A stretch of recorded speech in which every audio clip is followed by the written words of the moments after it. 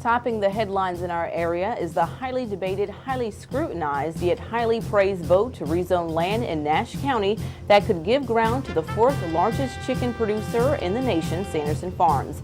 We dedicate our broadcast today to the views and actions of several local commissioners and area citizens making their voices heard on this debate. Stay with us for our exclusive coverage of Monday's Nash County Board of Commissioners meeting that starts now on NewsBreak.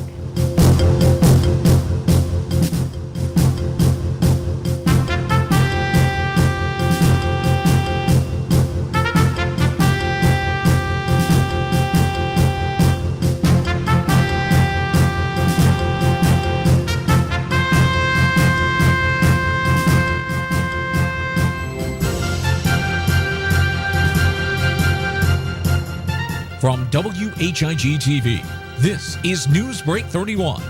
Now, here's Marie Torres. Hello, and thanks for tuning in to WHIG-TV NewsBreak, your voice in the community. I'm Marie Torres. First, breaking news as a 23-year-old man was found dead at a Rocky Mount gas station this morning. It was around 3 a.m. when the body of Anton Lamont Lester was discovered by police at the Shell gas station on 1336 Raleigh Road. Rocky Mount police say Lester was a passenger in a vehicle and was outside of that vehicle at the time of the shooting. He was pronounced dead at the scene. Currently, there are no known suspects. Police say this is an ongoing investigation. If you have information on this crime, you're urged to contact Crime Stoppers at 252-977-1111. Today, we take a special look at a vote that continues to baffle many, enrage some, and gives a stamp of approval to others.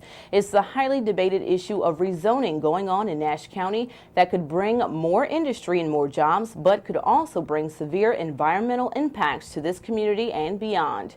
WHIG-TV brings you a special look at this week's Nash County Board of Commissioners meeting and a vote that could be pivotal in the current outlook for this area. Weeks after the Nash County Planning Board repealed their decision to rezone land in a partially residential area for the use of industry, that suggestion has been dismissed.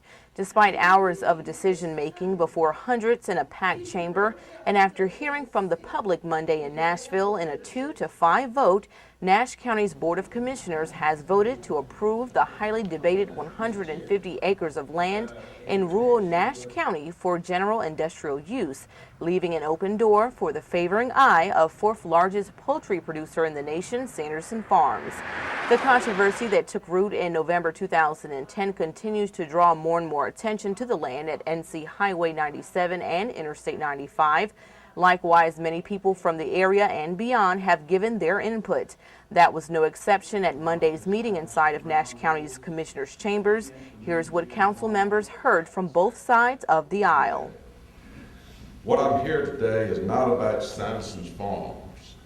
This is about a zoning issue and about the need for more general industrial sites in the county. When the partnership brings in a client to look for major sites in this area, the number one thing they look for is available sites that are ready to go, which means that they're available on the markets, they are zoned, they have infrastructure available to them, they have access to good roadways. At that point, if they're not there and not ready to go, they will move right down I-95 and right out to another community, right down to another state, and South Carolina and Georgia. It is imperative that we have good general industrial sites available and zoned and ready to go. It is clear that the purpose of this vote today is to give this board a second try to correct the lack of information and procedural errors that took place prior to the November 1st vote. The very fact that we are here today for you to consider this vote again makes it clear that Nash County officials recognize that there was a valid case for the lack of information and procedural errors that took place prior to November 1st vote.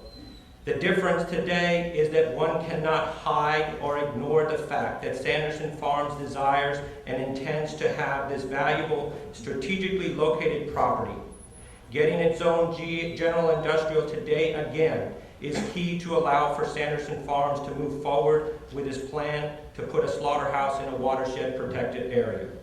It is also evident that with city elected officials and city representatives and leaderships of the Rocky Mount Chamber and the Carolina Gateway Partnership that did not present themselves here on November the 1st, that this vote has everything to do with Sanderson Farms.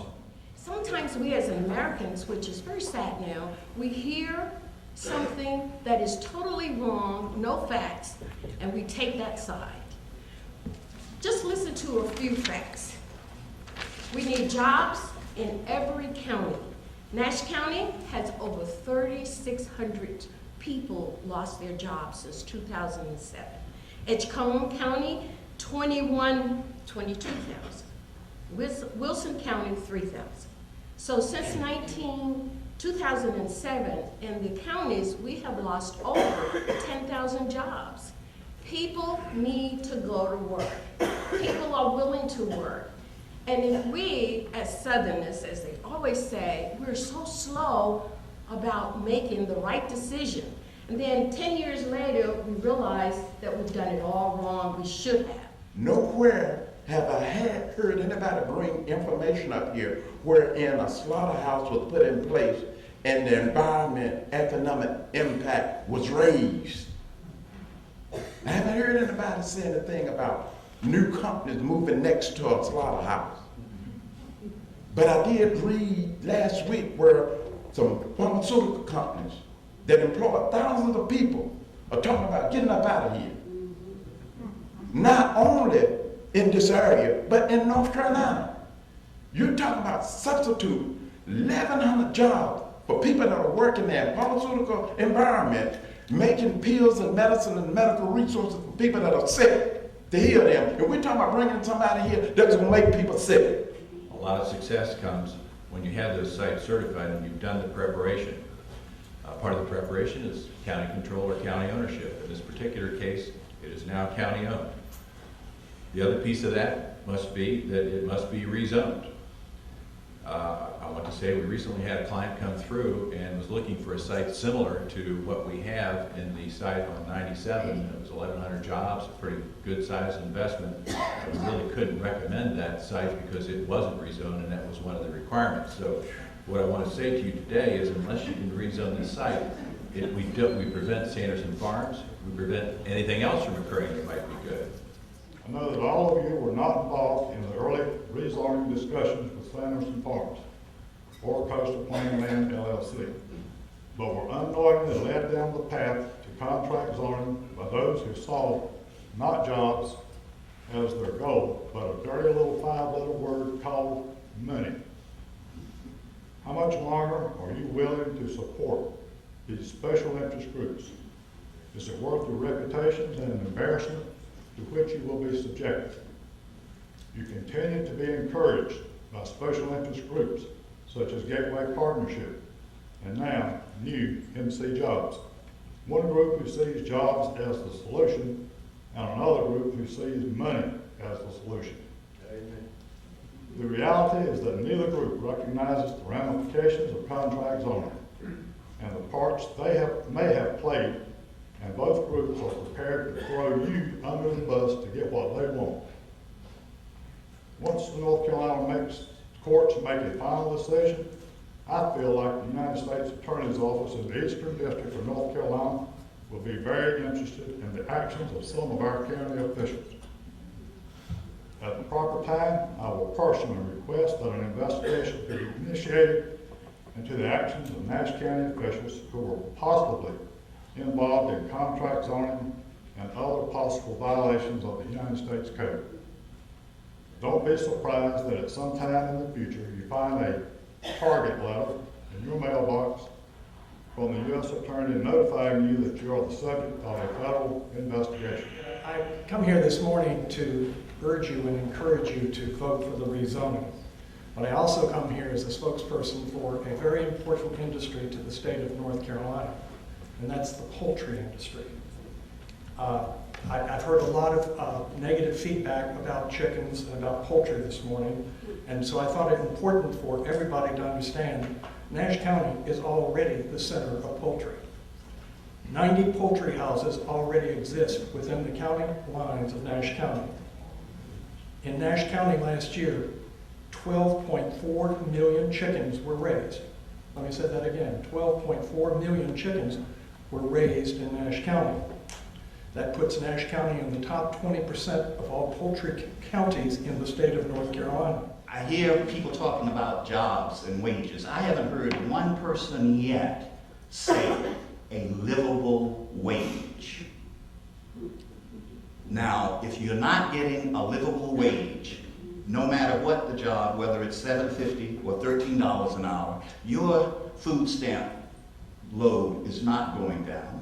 Your Medicare load is not going down, and your Medicaid load is not going down, because those are minimum wages that put people off into your system that you will have to take care of. And not only will you have to take care of, but the rest of the citizens of North Carolina and the United States. And my purpose here today is to be sure y'all understand.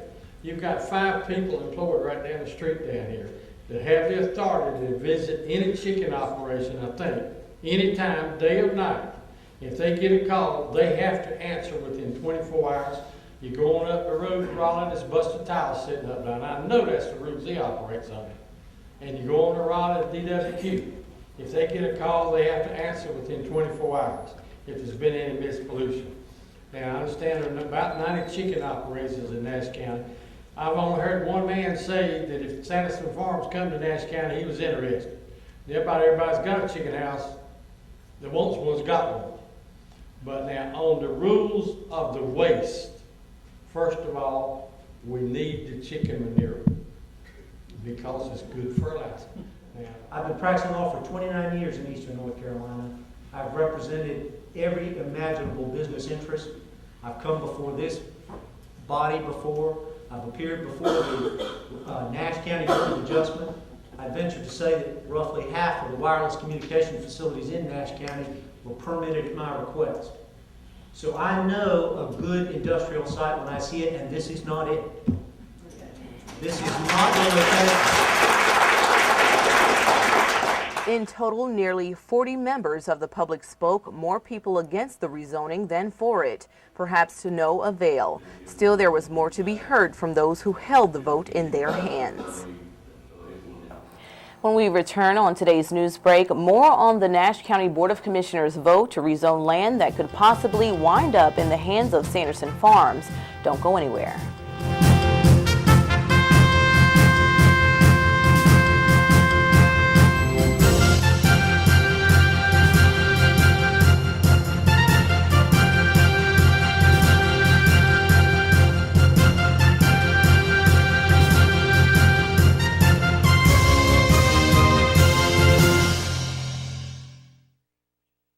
It's back for a limited time. Every Buick and GMC is now being offered at GM employee price to the general public. Plus, you can now get 0% financing for up to 72 months too. Where? Only at Davenport Buick GMC in Rocky Mount. But that's not all. At Davenport, you'll also get something that GM employees don't even get. A lifetime warranty. GM employee price, 0% financing, and a lifetime warranty. See if anybody beats that deal. But hurry, this offer is for a limited time, and it's only available at Davenport Buick GMC in Rocky Mount.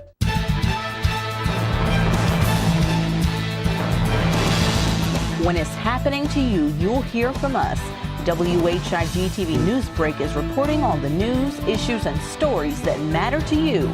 Call us at 252-885-1814. Email us at marie.whigtv@gmail.com or check us streaming live at whigtv.com. We're your voice, ready to bring you the news. The Country Inn & Suites is your home away from home with a staff that always treats you as family. If you or your church or company has visitors, give them a great Rocky Mount welcome with a special discount on their overnight or extended stay. Not only is the Country Inn & Suites a comfortable place, we'll spoil them with fresh cookies and complimentary breakfast. We're filled with luxuries like an indoor pool, fitness center, and a guest laundry. The Business Center includes a boardroom, connection to high-speed internet, and catering for meetings is always available. Call me, Donna Chavis, at 252-442-0500 for a tour and or to set up your corporate rate. You're always welcome as family in the country Inn and Suites, rocking out.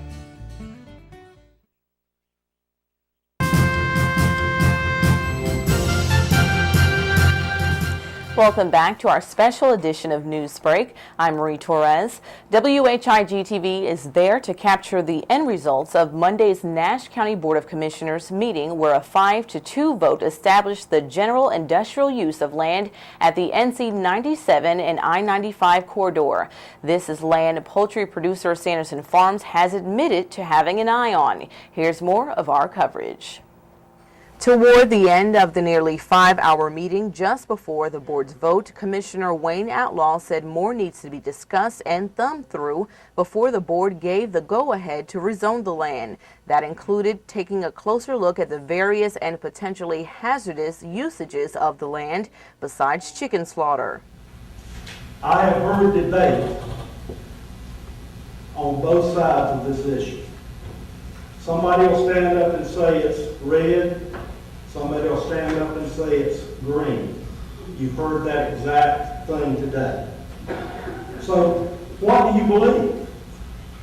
I don't know what to believe. And I'm just further confused by poultry processing than I was before. And not only that, if you look at the 195 uses, and I looked at them before, and I looked at them this time, even more carefully.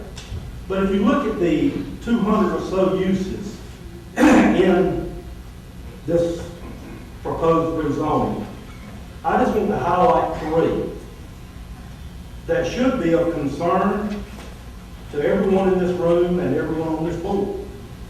Mining. What do you know about mining? I don't know anything about mining. I know as much about mining as I did know about poultry processing. Hazardous and radioactive waste, transportation, storage, and disposal. I know nothing about that. And a landfill. Now, I know a little bit about a landfill. But that just names a few of the items that if we approve this rezoning today, that property that's owned by Nash County can be used for. So, I want to make a recommendation, and if it gets approved, it gets approved. If it doesn't, it doesn't.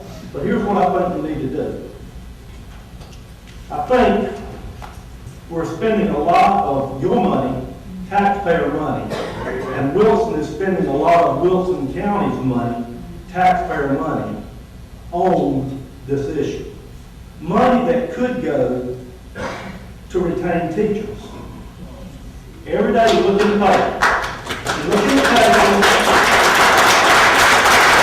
You hear our superintendent talk about we need money, we will lose teachers, and there are a host of other things that we need money for rather than dumping them into this particular issue. So I recommend that we meet in closed session with the Wilson City Council, and like grown, mature, civil adults, we sit at the table and we see if there's any way we can reconcile this issue, short of this thing working its way through the court system, which I have no idea how long that'll be. I've been following this annexation issue for 3 years and it's still in the courts.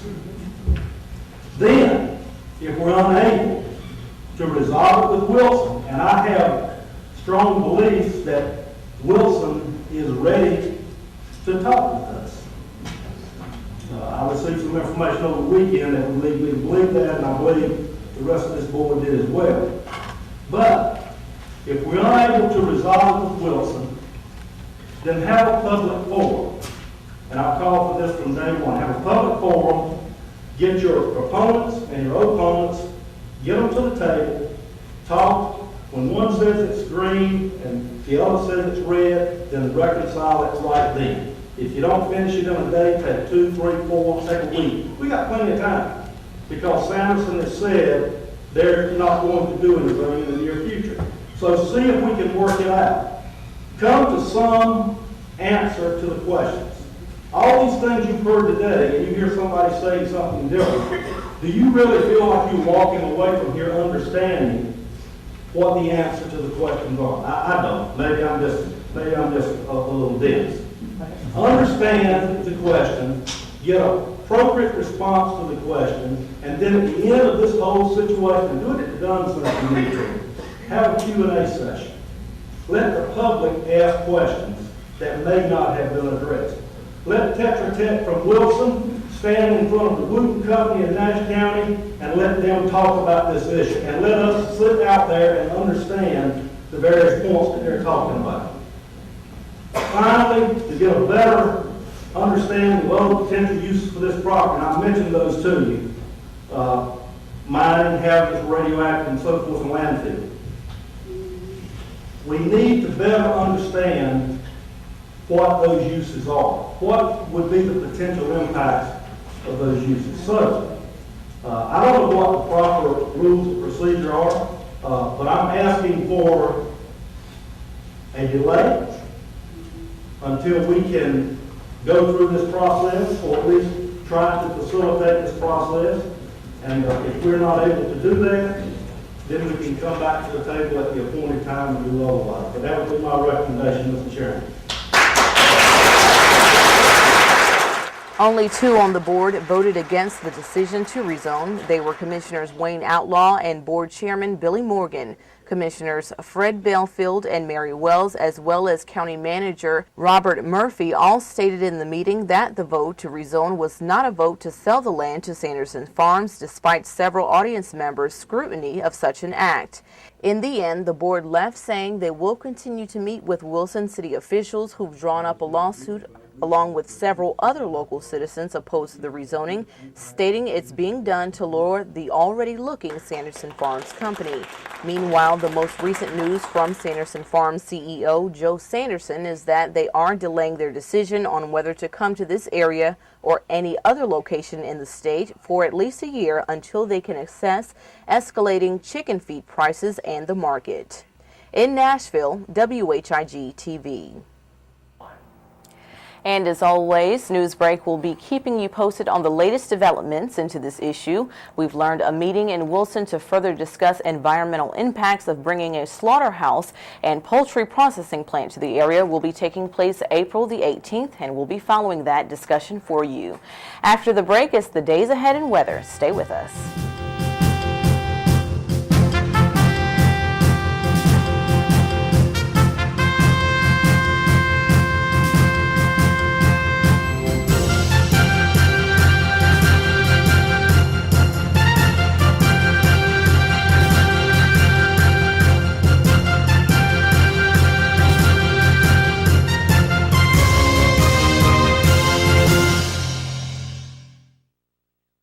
It's back for a limited time. Every Buick and GMC is now being offered at GM employee price to the general public. Plus, you can now get 0% financing for up to 72 months too. Where? Only at Davenport Buick GMC in Rocky Mount. But that's not all. At Davenport, you'll also get something that GM employees don't even get. A lifetime warranty. GM employee price, 0% financing, and a lifetime warranty. See if anybody beats that deal. But hurry, this offer is for a limited time, and it's only available at Davenport Buick GMC in Rocky Mount. We're your news team bringing it home to you with meteorologist Fred Holdsworth, anchor Marie Torres, sports reporter Edward Green, and Matt Havitt, our studio guy. WHIG TV NewsBreak, your voice in the community.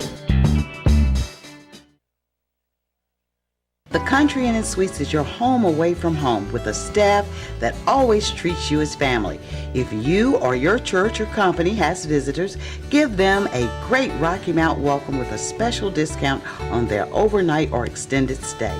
Not only is the Country Inn & Suites a comfortable place, we'll spoil them with fresh cookies and complimentary breakfast. We are filled with luxuries like an indoor pool, fitness center, and a guest laundry. The Business Center includes a boardroom, connection to high-speed internet, and catering for meetings is always available.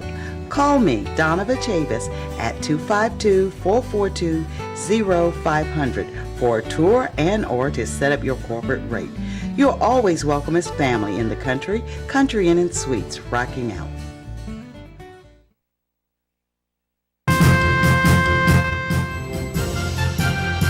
Thanks for staying tuned. Now for a look at this week's weather, here is WHIG-TV meteorologist Fred Holdsworth. Fred? Our high today with a southwest wind 15 to 25 miles per hour, gusting 35. Some frost for tonight in the lower lying areas and the outlying areas of our district. Clear with a low of 35. Winds will be northwest at 10 to 15. They could still gust up around 25 miles per hour. For Wednesday, some frost in the morning, a sunny sky later with a high of 66. Winds will be west at 8 miles per hour. Partly cloudy for Wednesday night with a low of 41, south wind at 7. For Thursday, a high of 74, southwest wind 10 miles per hour. For Thursday night, mostly cloudy with a low of 51. Friday, partly cloudy with a high of 79. Mostly cloudy Friday night, 56 degrees for the low. And for Saturday, partly cloudy, back up to 80 degrees for the high, 60 degrees Saturday night, and there's a chance of showers and thunderstorms moving in Saturday night. Our high temperature yesterday, 86. Our low this morning was 62. And that's a look at your Rocky Mount weather right up to now. Now back to you. Thanks, Fred. And thank you all for tuning in to this special edition of NewsBreak Today. Join us Thursday as we continue to bring you news that's impacting our community. For WHIG-TV, I'm Marie Torres. We'll see you next time.